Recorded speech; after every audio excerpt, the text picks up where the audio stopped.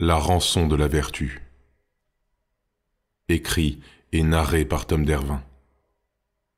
Chapitre 14. Chair, sang et souvenirs.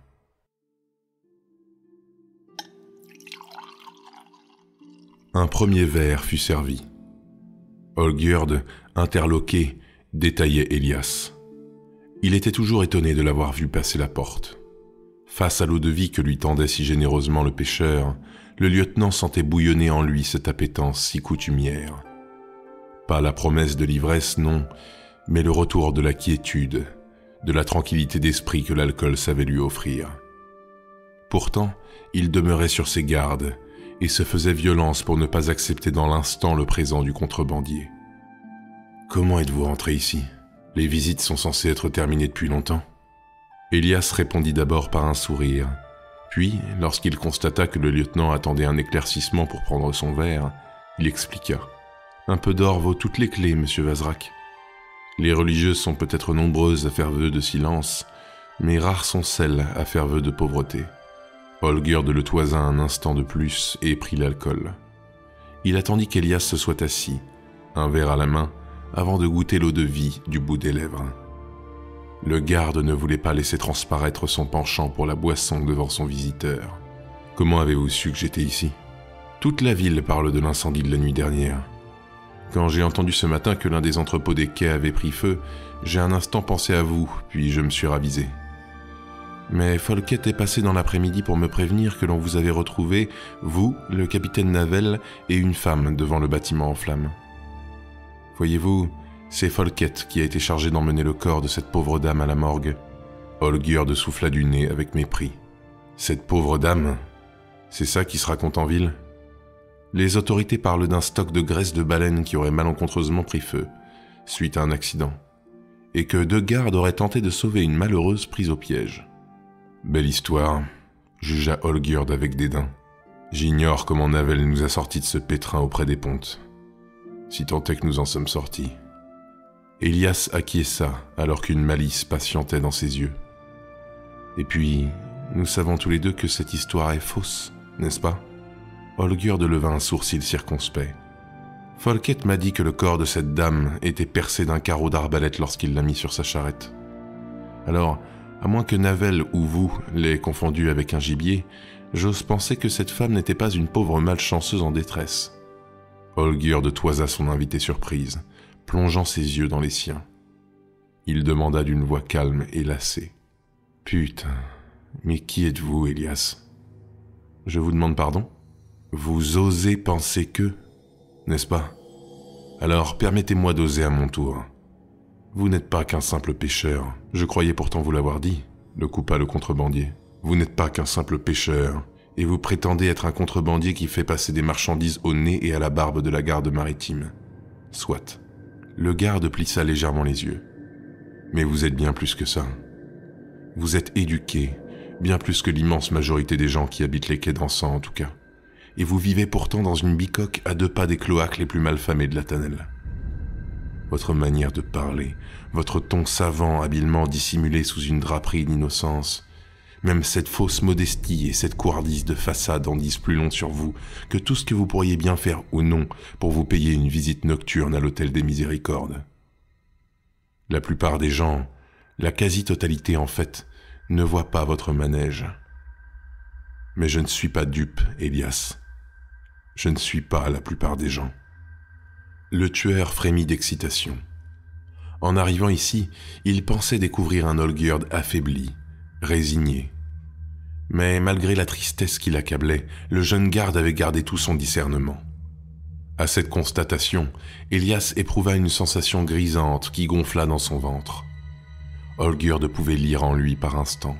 C'était plus qu'inespéré. Devant la coupe vide du patient, Elias s'empressa de lui servir un second verre. « Vous avez raison, Olgierd. Mais contrairement à vous, je ne peux pas me dévoiler à la face du monde comme vous le faites. Et pourquoi ça ? Parce qu'inversement à vous, lieutenant, j'ignore ce que je suis. » Olgierd l'interrogea du regard, et Elias porta l'eau-de-vie à ses lèvres. « Vous ne savez pas qui vous êtes ? » « Si. mais je ne sais pas ce que je suis. Je connais mon nom, mon passé. Je sais que je suis constitué de chair, de sang et de souvenirs. Mais Elias sentit son cœur s'emballer.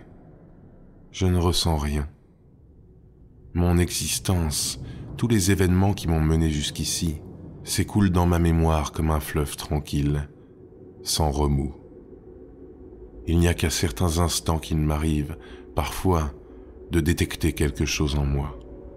Pas une émotion, le mot est bien trop fort, mais un picotement. Une caresse qui naît là, juste sous mon nombril. C'est une étrange sensation. Olgierd scrutait le pêcheur de 2 yeux inquiets. Elias semblait partager quelques traits caractéristiques de certains tueurs dont il avait croisé la route.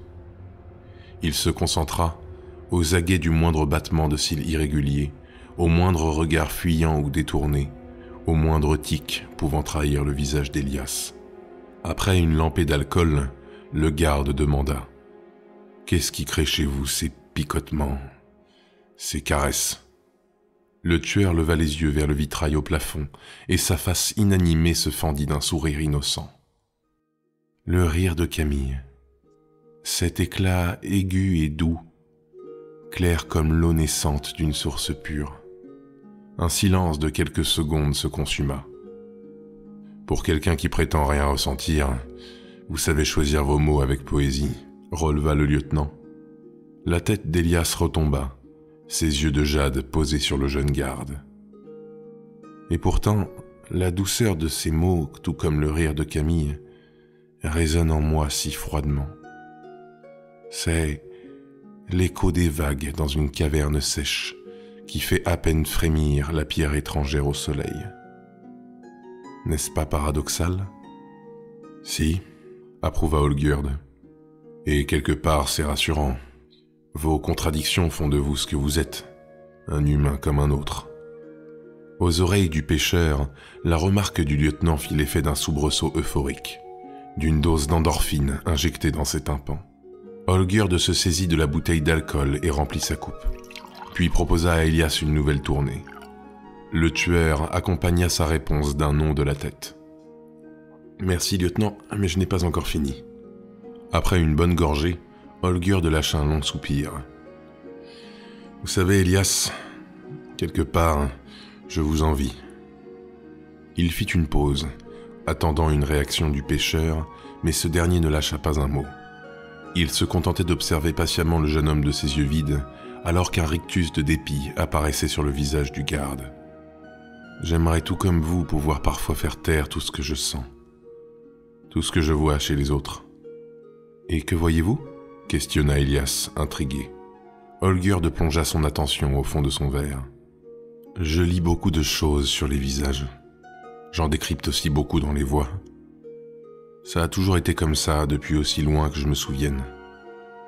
Et avec l'âge, ça s'est affiné. Contrairement à ce qu'on pourrait croire, je ne perçois pas les mensonges chez les autres. Je vois ce qu'ils ont à cacher. Ou tout du moins, j'entends et j'observe pourquoi ils le cachent. Sur leur visage, je peux lire la honte ou la fierté, entendre les regrets dans leur voix. Je m'aiguille grâce à ça. C'est ma boussole. » Le garde fit une pause. « Mais vous, Elias, vous avez peut-être beaucoup de choses à cacher, je l'ignore. Mais j'ai cette impression que peu importe de quoi il pourrait s'agir, vous n'éprouvez pas de honte, pas de fierté ou de regret pour ces choses-là. C'est inquiétant, je vous l'avoue, mais en même temps... » Olgierd sentit une chaleur douce, apaisante et brumeuse lui envahir le corps. L'ivresse montait. « Mais en même temps, cela me fait un bien fou. » « Pourquoi ça ? » ?»« Parce que c'est un don harassant, Elias. Ce ballet continu des mêmes visages, des mêmes expressions, des mêmes sentiments. Je les accumule, je les ingère. Ils me contaminent perpétuellement. Si bien qu'il m'est parfois impossible de dormir sans... » Olgierd jeta un coup d'œil à la bouteille. « Sans une aide. Mais quand je vous regarde, je vois rien de tout ça. Dans la plupart du temps, lorsque je vous observe, c'est un mur blanc et lisse que je vois. C'est apaisant. Elias conservait son sourire énigmatique, et Olgierd, en effet, était à cet instant bien incapable de déceler le faux du vrai dans ce rictus affable. Il lui rendit son sourire et porta son verre contre le sien. Les deux hommes trinquèrent et finirent leur boisson. Elias toussa. L'alcool lui brûlait la gorge, tandis qu'Olgierd se moquait gentiment. Il servit un nouveau verre au pêcheur et remplit le sien dans les secondes qui suivirent. « Que me cachez-vous encore, monsieur Choiseul ?»« Bien des choses, lieutenant. Mais laissez-moi vous révéler les meilleurs aspects de ma personnalité avant que nous allions trop avant. » Le jeune homme détailla le pêcheur dans son entièreté, l'œil brillant et le regard acéré.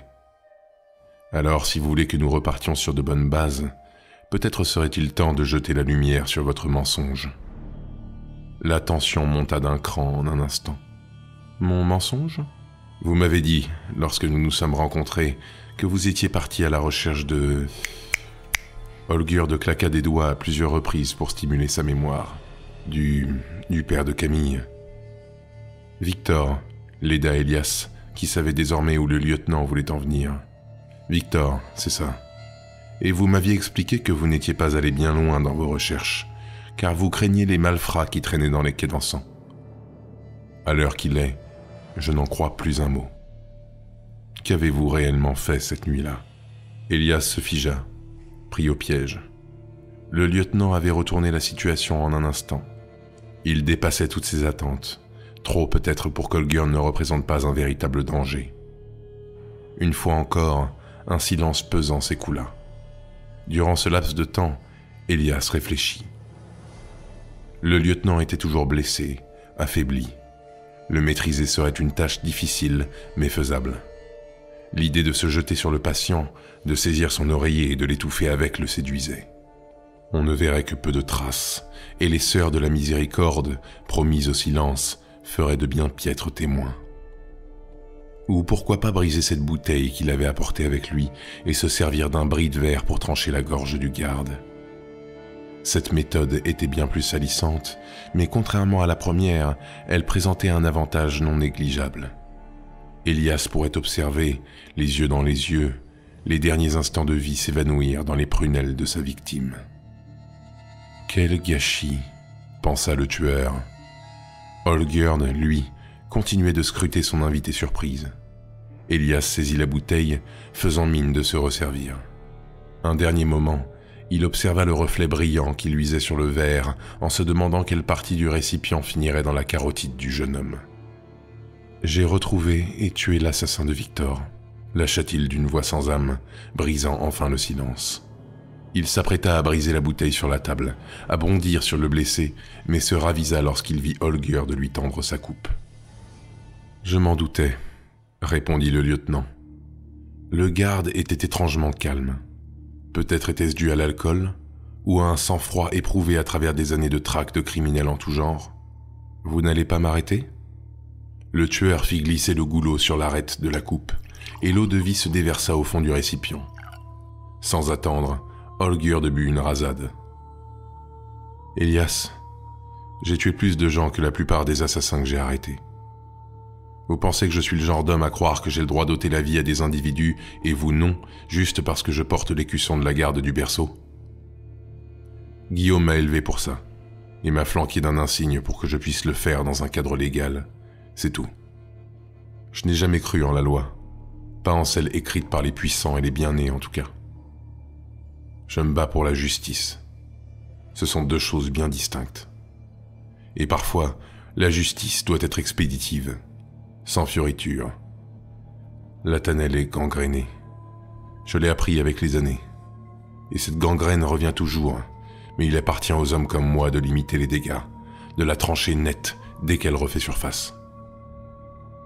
Non, la seule question qui vaille la peine d'être posée, c'est « Pourquoi avez-vous tué l'assassin de Victor ?»« Parce que je m'ennuyais », aurait voulu répondre Elias. Mais malheureusement, aussi proche d'Olgierd était-il devenu, il ne pouvait pas se livrer ainsi à son nouvel ami. Quoi qu'il arrive, ses parts les plus sombres, le tueur ne pouvait les partager qu'avec ses victimes. Parce qu'il avait tué une personne qui semblait ne pas le mériter, mentit Elias. Olgierd le toisa, puis reprit une lampée. Nous sommes différents par de nombreux aspects, monsieur Choiseul, mais voilà au moins une chose que nous avons en commun. Elias acquiesça. Il ne laissait évidemment rien paraître, mais une frustration crispante lui nouait l'estomac. Mentir à Olgierd le froissait. En fait, c'était surtout qu'Olgierd ne remarque pas son mensonge qui rongeait le pécheur de l'intérieur. En effet, ce n'était pas le sens de la justice que les deux hommes avaient en commun. C'était une chose bien plus profonde, bien plus primitive. L'un la fuyait, l'étouffait et la noyait dans l'alcool. L'autre était en quête d'elle, se livrant aux pires exactions pour pouvoir ne serait-ce que l'effleurer. Cette chose, aussi maudite pour le premier qu'idolâtrée pour le second, c'était leur humanité.